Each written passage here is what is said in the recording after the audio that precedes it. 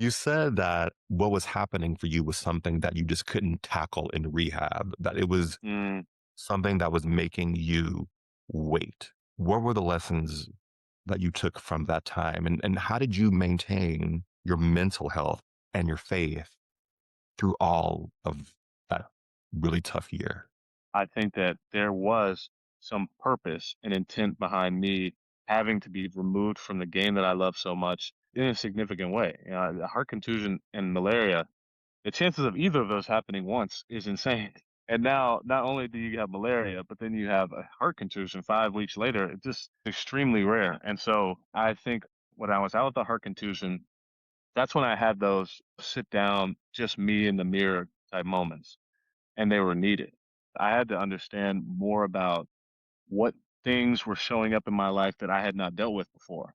Mm, And they all play a role. And I think those things linger. It's energy, it's emotions, all those things you carry with you. And so I started spending a lot more time engaging with those things. And I realized that over the course of my life, we had high expectations and we're go-getters. We get stuff done. I think that I had developed a habit over time of not engaging deeply with my emotions. And I'm so thankful now that I was put through the challenges I was because it gave me the space and the time to engage with what I hadn't engaged with for who knows how many years.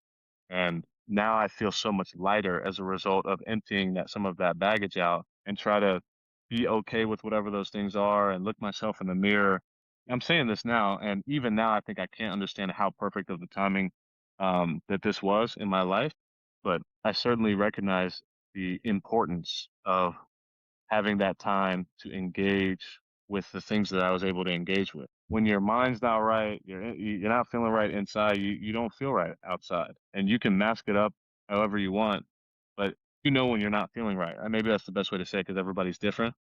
Being an elite level athlete, if somebody doesn't have a trained eye, they might not be able to see that I'm not operating at peak efficiency, for example, physically.